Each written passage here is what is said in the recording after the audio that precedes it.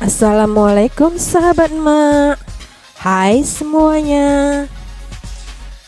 Di video kali ini emak akan berbagi pengalaman bagaimana cara bepergian dengan pesawat di masa pandemik dan era new normal. Ada beberapa tahapan prosedur yang harus dilalui untuk bisa berangkat. Emak akan merangkumnya mulai dari persiapan sebelum berangkat hingga sampai ke tempat tujuan. Dan ini semua berdasarkan pengalaman yang emak lalui ya, yang mungkin saja berbeda dengan apa yang dialami oleh sahabat emak yang lain. Baiklah sahabat emak, yuk tonton terus ya videonya sampai habis.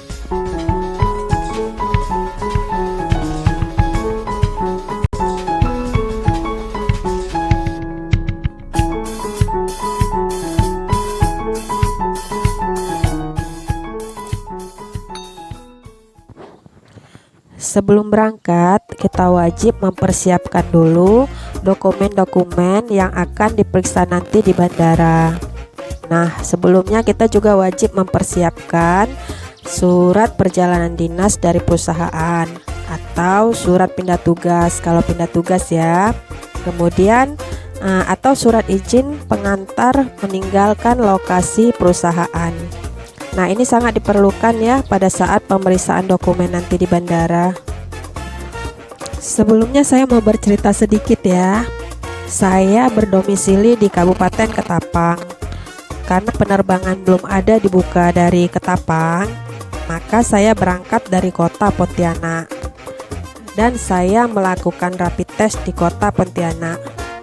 Ini saya antisipasi ya, kalau ada peraturan yang berubah lagi. Harus rapid test berada di kota atau wilayah keberangkatan. Saya sengaja belum beli tiket pada saat itu karena saya sempat khawatir dan panik ya, sebab 2 hari sebelum tes saya terkena flu berat. Ada info yang saya dapatkan kalau flu di rapid test maka hasilnya langsung positif. Nah, karena keberangkatan ini sudah sangat mendesak, terpaksalah saya harus rapid test dan hasilnya alhamdulillah non reaktif. Jadi hoak ya, kalau flu atau batuk di rapid test itu hasilnya langsung positif.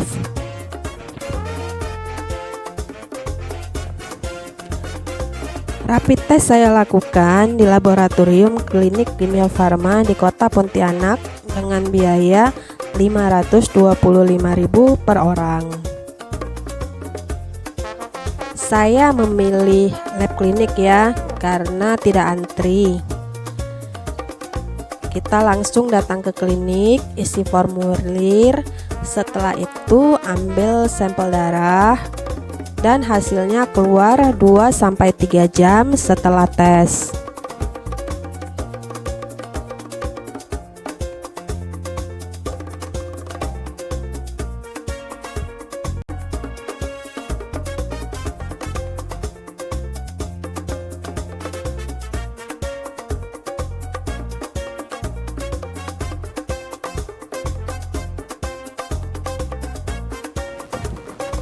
Setelah hasil tes keluar, yaitu pada hari Senin, baru saya pesan tiket ya di maskapai Lion tujuan Pontianak Jambi. Karena pesawat yang terbang itu hanya Lion dan Citylink untuk tujuan Pontianak Jambi, maka saya pilih Lion karena perjalanan yang ditempuh Pontianak Jambi via Jakarta itu hanya 5 jam.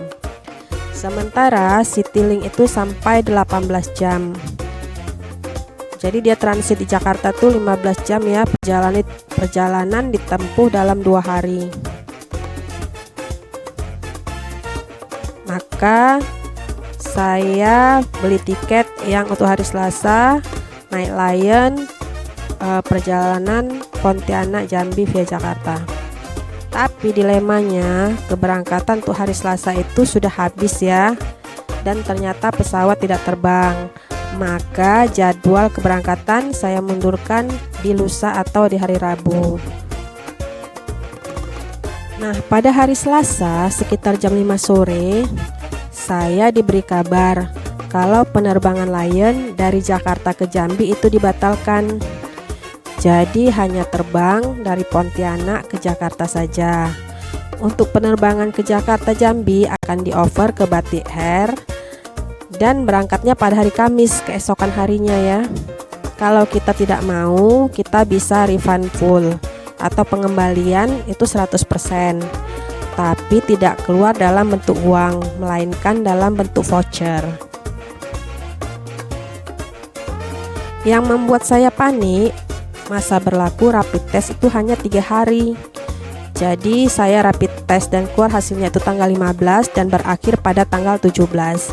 Itu menurut keterangan dari travel.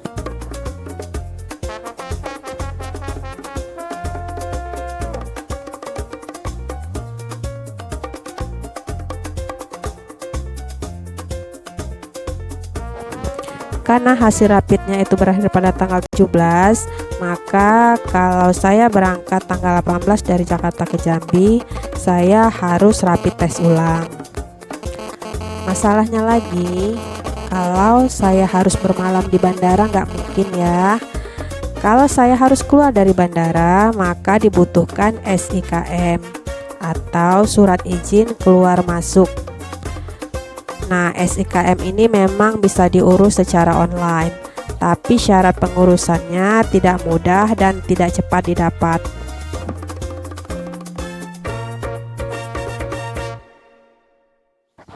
Dengan segala dilema, pertimbangan, dan doa, akhirnya saya memutuskan saja untuk berangkat dulu ke Jakarta. Bagaimana sampai di Jakarta nanti? Semoga Allah memudahkan segala urusan saya. Pada tanggal 17, saya sampai di bandara pukul 4 pagi. Karena menurut informasi yang saya terima, bahwasannya selama masa pandemi itu kita sampai di bandara itu 4 jam sebelum keberangkatan karena ada pemeriksaan dokumen. Jadi karena keberangkatan saya itu jam 8 lewat 10 pagi, maka jam 4 pagi itu saya sudah berada di bandara. Tapi ternyata petugas dan pintu bandara belum terbuka ya, petugasnya juga belum kelihatan. Nah, sampai jam 5 lewat 50 baru kita diperkenankan masuk. Jadi tetap ya 2 jam sebelum berangkat. Sampai di dalam bandara, kita antri kembali untuk pemeriksaan dokumen. Nah, di sini dokumen yang diperiksa itu adalah surat perjalanan dinas atau surat izin meninggalkan lokasi perusahaan, kemudian KTP, kemudian surat hasil rapid test. Nah, di sini kita diberikan kertas kuning hal alert card. Ya, kemudian setelah itu kita bisa check in seperti biasa. Ini kertas kuning health alert card yang wajib kita isi sebelum kita naik ke atas pesawat ya. Jadi ini akan diperiksa kembali. Di dalam pesawat itu berlaku social distancing. Jadi tempat duduk yang di tengah itu dikosongkan. Pada saat kita akan menuruni pesawat juga berlaku social distancing.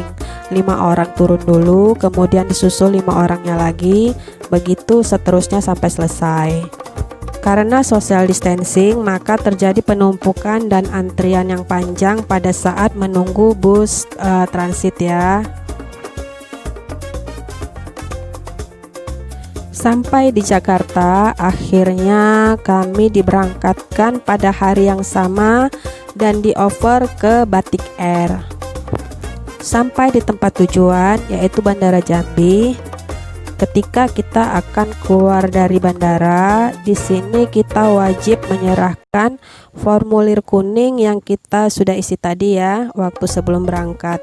Itu formulir health alert card.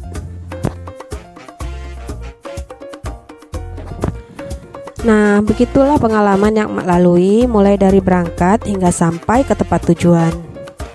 Mungkin apa yang Mak alami ini berbeda dengan apa yang dialami oleh sahabat Mak yang lain ya. Jadwal penerbangan yang belum normal dan sering berubah di situasi pandemi ini kadang membuat panik dan membingungkan. Pilihan untuk maskapai penerbangan ataupun jam keberangkatan juga belum banyak beroperasi ya. Emak cuma saran, kalau perjalanan dan keberangkatan yang tidak urgent, lebih baik ditunda saja dulu ya. Nah, sekian dulu ya video dari emak. Semoga pengalaman yang emak bagikan ini bisa bermanfaat ya.